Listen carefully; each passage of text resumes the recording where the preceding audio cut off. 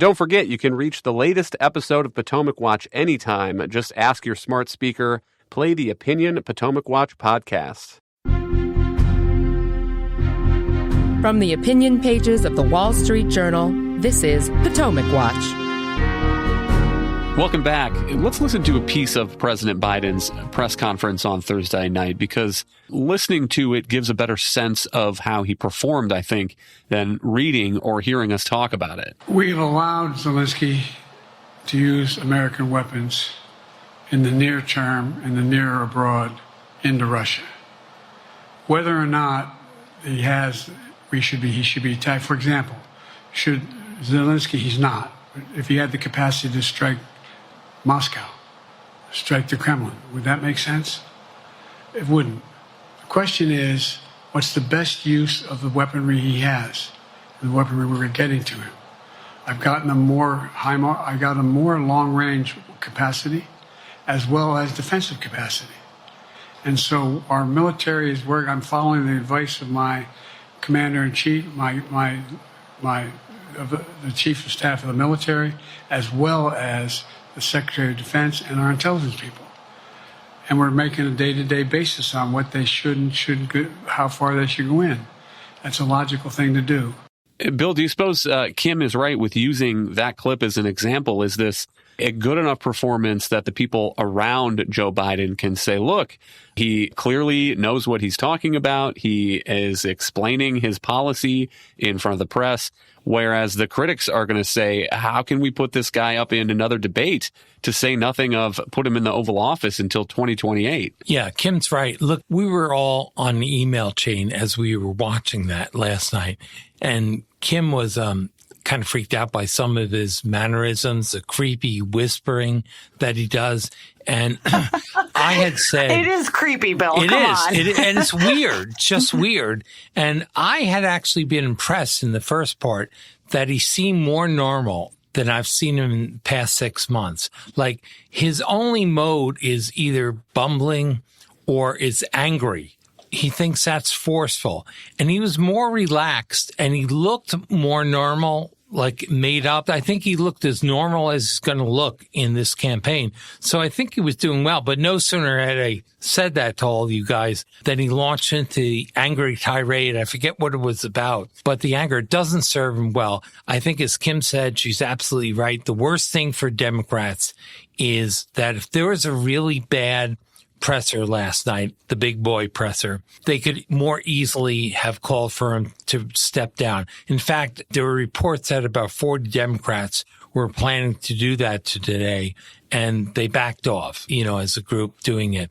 And I think they all know it may not have happened today, but it's going to happen in 2 weeks or something. If they wait to the convention without planning for the convention, I think it's too late. Then they have to get in line. Another factor I would just throw in, I don't think you can underestimate the president's resentments against people in his own party, like President Obama. He's been through a lot in his career. He had to step down in 88 under humiliating circumstances from the primaries when he was caught plagiarizing. He and his wife, Jill, remember that very well. Then President Obama didn't endorse him for president. We say the vice president is a presumptive nominee. That wasn't the case with Joe and President Obama. And really, the Obama White House sniped him in the back. Now he and Jill are looking around the White House, imagine, and they're hearing about President Obama and late night calls with Nancy Pelosi plotting against him. You can imagine him saying, no way. All right, they come out against me. I'm gonna stick to it even if I lose. And then looking at Kamala Harris and thinking, I wonder what she's doing behind the scenes.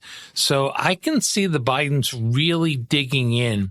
Even if the Lord Almighty did tell him it's time to go, Joe, he might not listen. But President Biden's performance in that press conference won't stop, I think, the drip, drip, drip, Kim. And on Thursday night, the top Democrat on the House Intelligence Committee, Jim Himes, added his name to those calling for President Biden to step aside. Here's what he said on CNN. Imagine that 3 months from now, we get another performance like there was in the debate right before the election. Do you want to take that risk? I don't.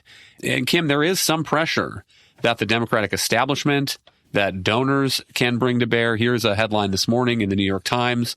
Donors said to freeze roughly $90 million as long as Biden stays in the race.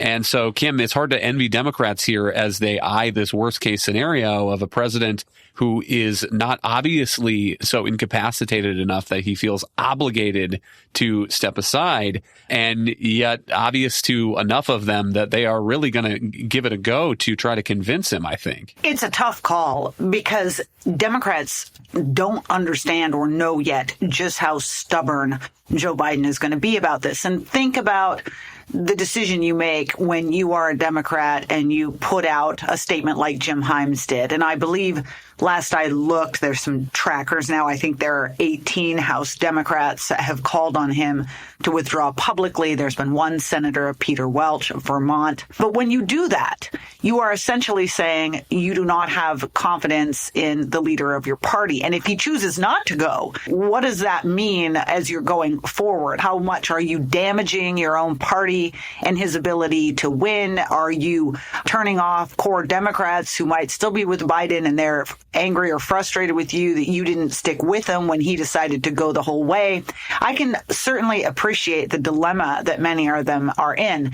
That is why some of the discussions have been about strength in numbers. And that is what the White House really fears. There was some talk earlier in the week before the president began this NATO summit of Mark Warner organizing a group of Senate Democrats that might all sign a letter together. House Republicans, there was a movement to do the same. Those sort of got shelved as Democrats decided to give some deference to the president while he was engaged in this NATO summit and see this press conference. We'll see if those revive. Right now, I have continued to say he's been very smart, and he has the support of all the major party leaders. So far, Chuck Schumer, Hakeem Jeffries did go and have a chat with him. We don't know what was said. In particular, Jim Clyburn is a very prominent and respected black Democrat who was very senior in the leadership in the House for a long time. They've all said they're sticking with Biden. And the Democratic Party is a very top-down organization. They often tend to take their orders, and there isn't always a lot of breaking with them. So watch the Biden administration move very hard to try to keep those people close. Their view is going to be, look, every day he can hold on. It becomes that much harder for the party to do something else. And, maybe they can just get through to the point where there's no option but to keep Joe Biden on the ballot. And that's what Democrats have to think about here. I don't know if this drip is going to be enough for him to go. It could take too long. But if there was a big movement and the entire party united and said, you must go, that would be a pressure that would be very difficult for him to withstand. Thank you, Kim and Bill. Thank you all for listening. You can email us your own vice presidential nominations to pwpodcast@wsj.com. If you like the show, please hit that subscribe button, and we'll be back next week with another edition of Potomac Watch.